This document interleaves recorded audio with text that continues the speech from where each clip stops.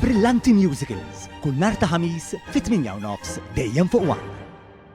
Il-ħadd li ġej il-pubbliku Malti, speċjalment dawk li għandhom għall-album id-dinja tal-films, huwa mistieden jattendi għal Open Day li se tkun organizzata l-ewwel darba fil-Malta Film Studios fil-Forti Rikazli fil-Kalkara. Il-qofol ta' din l-attività bla dubju ħajkun is-set li fih qed jinġibed il-blockbuster Gladiator 2 fejn kull min se jkun qed jgħaddi l-ġurnata ma' tal-films se jkollu esperjenza fuq is-set u ħajkun jista' jarah mill-qrib li fost oħrajn iħaddam fih replika tal-Kolossew.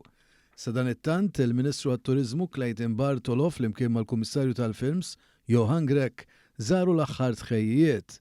One News iltaqa' mal-Kummissarju tal-Films l-istqar magħna kif diġà inħass entużjażmu kbir għal din l-okkażjoni unika. Din hija opportunità ta' darba għal Maltin u l-Awċin biex jaraw mill-qrib l-industrija tal-films kif topera.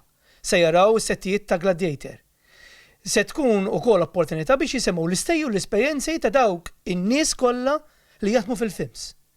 Idħul wabxejn mit-8 sal-5 ġewwa Fort Rikazli u l-Malta Film Studios. Grek saħaq mal-mikrofonu ta' One News li din hija opportunità ta' darba u mhux ta' min jitlifa. L-am prinċipali tagħna huwa li nżidu l-għarfien f'din l-industrija tal-films li tanti għal-qalbna u rridu aktar nies jinaqdu magħna. L-industrija tal-films kibret u se tkompli tikber. Allura parti minn din l-attività hija biex il-poplu Malti Awċi jiltaqa' magħna u nħarġuhom u nagħtuhom aktar informazzjoni dwar kif l-industrija tal-films qed toħloq aktar jobs għal Maltin u l-Awċin.